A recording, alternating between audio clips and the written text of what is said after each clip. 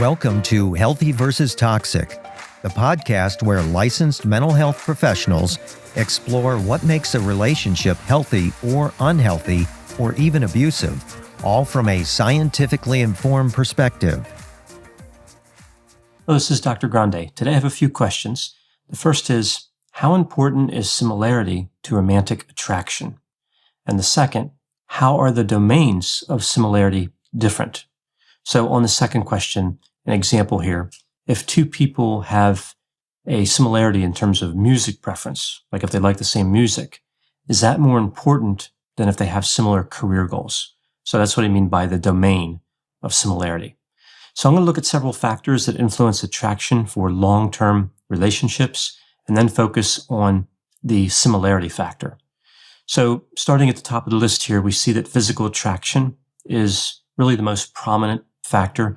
Some have argued that physical attraction is so powerful, it predicts so much behavior in terms of mate selection, that the other factors don't really matter at all. But even though physical attraction is important, it's really not everything. Next, we see the constructs of being kind, warm, and understanding. So these are really considered the most desirable traits after physical attractiveness. When somebody's seeking a long-term mate, sometimes they want warmth and trustworthiness more than they want attractiveness, vitality, status, good parenting skills, and good genetic contributions. So we see a lot of the important factors may not be as important as being kind and trustworthy. We also see that kindness is associated with long-term maintenance of a relationship. So it not only predicts initial selection, but it predicts success in the long run.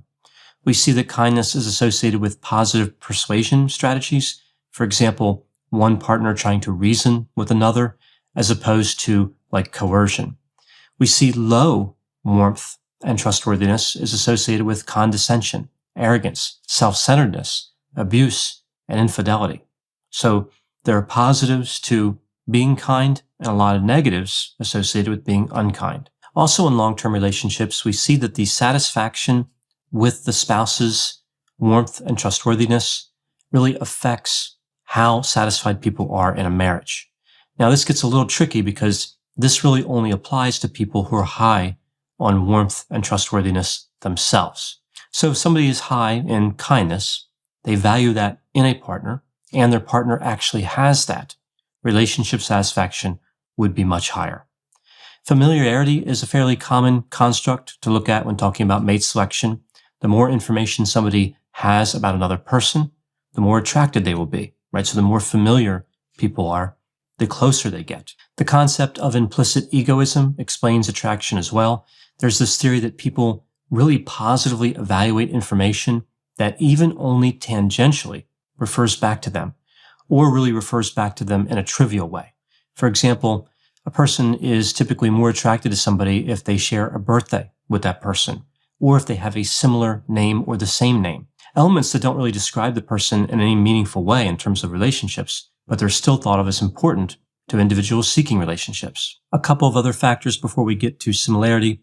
We see enjoying a positive experience together creates attraction, like sharing a meal together can facilitate attraction, and believing oneself to be liked by the other person.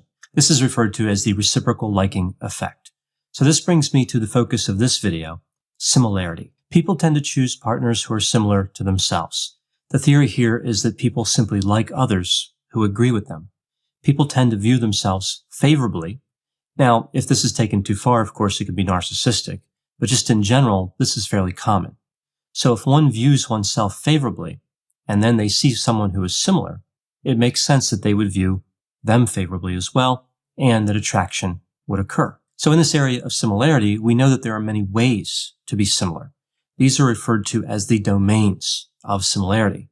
Theoretically, there are many domains, but it's theorized that only a few are actually important when talking about romantic relationships. We know that domains might have different levels of importance based on what type of relationship somebody is trying to enter into. So like friendship, short-term relationships, and long-term relationships. We also see differences based on gender. So if the person who is seeking the relationship is male versus female, that might change how the domains are thought about.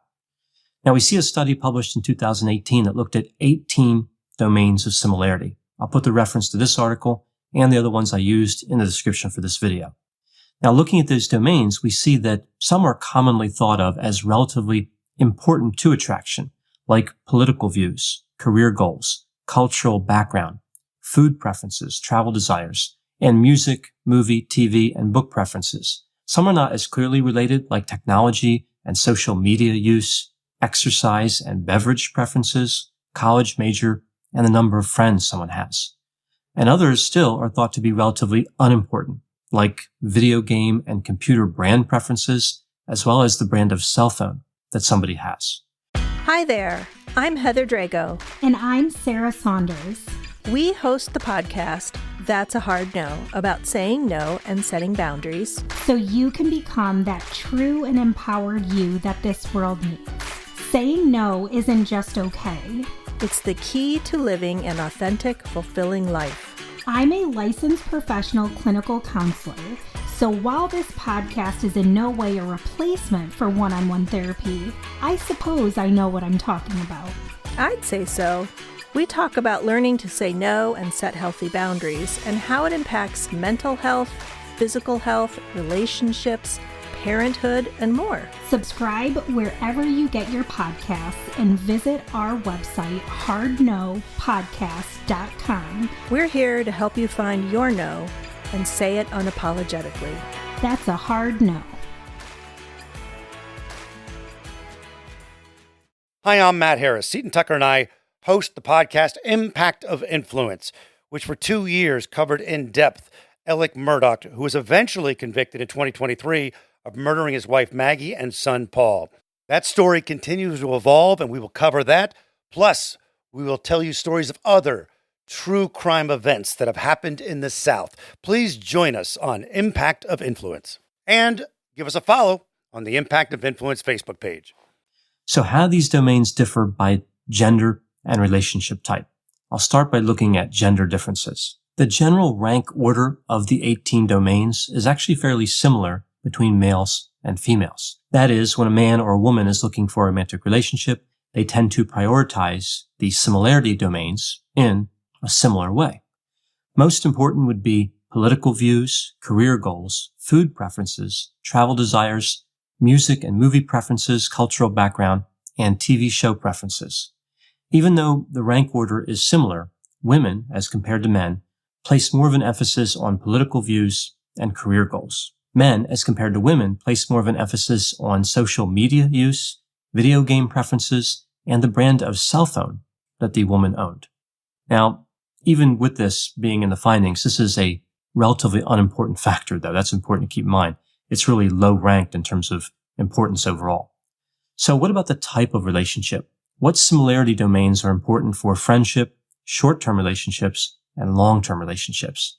Well, with friendship, the most important domains are political views, music, food, and movie preferences, then career goals. The least important, really not surprisingly, would be the brand of cell phone, the computer brand preference, and college major. For short-term relationships, we see political views. That's again number one, food preferences, career goals, and music and movie preferences. For the least important, we see computer brand, cell phone brand, and video game preference. What about the long-term relationships? What do we see that's important here?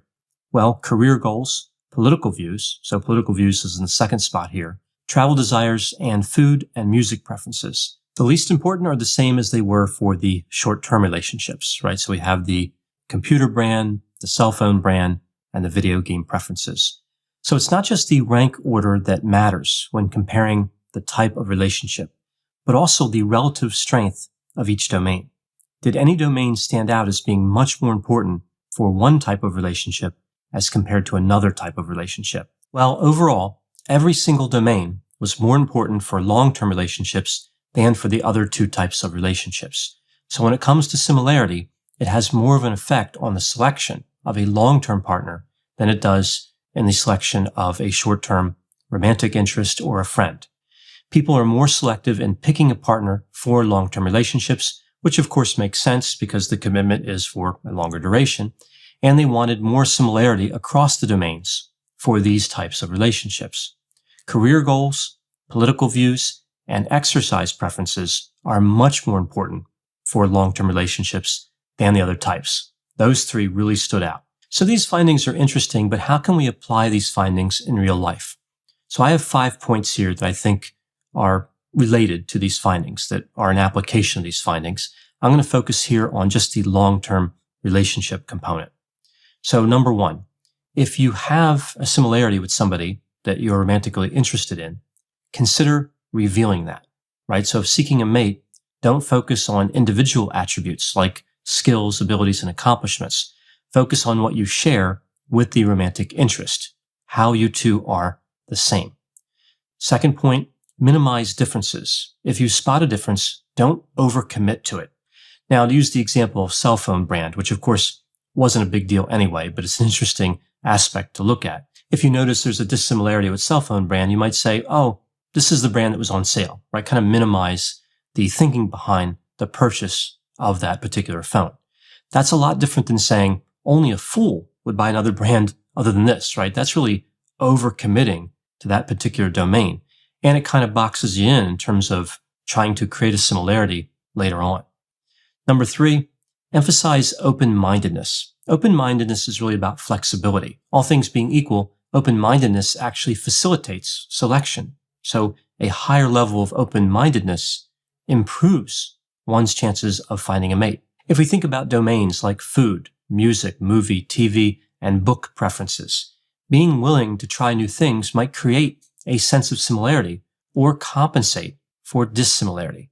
The other person might think they don't like that, but they're willing to try it, right? So that open-mindedness really can smooth things over. Another part of open-mindedness is to express an interest in their preferences. Find an overlap in your interests, right? So some of the important ones, like career goals. If you have an interest in accounting and the person that you are interested in has an interest in law, well, there's an overlap there.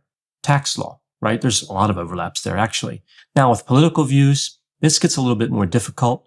Like if it's a Republican versus a Democrat, I think one way to handle this might be to point out how you appreciate certain arguments or positions held by the opposing political view. Exercise preferences are also important. An example here could be like if the romantic interest likes exercise, like they like to exercise a lot, you could say something like, well, I think I need to work out more. Again, just showing flexibility. Item number 4, consider delaying the disclosure of unusual interests. So I think of this as like atypical interest syndrome. I've seen this a few times. You're working with somebody and they have really unusual interests and they have trouble finding a mate with those same interests, right? Since their interests are rare, that makes sense that that would happen. So you can't really change those interests. I mean, I guess you could, but it's not necessarily a practical solution, but you could delay disclosing that information. So maybe it comes as less of a shock if it's presented after the person already likes you somewhat. And that brings me to the last point, point number 5. If you struggle with finding similarity and you're still interested in that other person, remember that warmth and trustworthiness are much more important. I talked about those before. So sometimes you just can't do anything about similarities. The interests are dissimilar and it gets difficult to kind of bridge that gap. But kindness is an area where a change can be made, and the direction is always to being more kind. That's always helpful to connecting with somebody in terms of a long-term relationship. Thanks for listening. This has been a production of Ars Longa Media. The producers for this show are Christopher Breitigan and Madison Linden. The executive producer is Dr. Patrick Beeman. For more content, please visit our website at arslonga.media. To leave feedback or suggestions, send an email to info@arslonga.media. To find more content from Dr. Grande, including a link to his YouTube channel and his other Ars Longa podcasts, visit our website at arslonga.media. This podcast is intended for informational purposes only and should not be construed as medical or mental health advice. Ars Longa, Vita Brevis.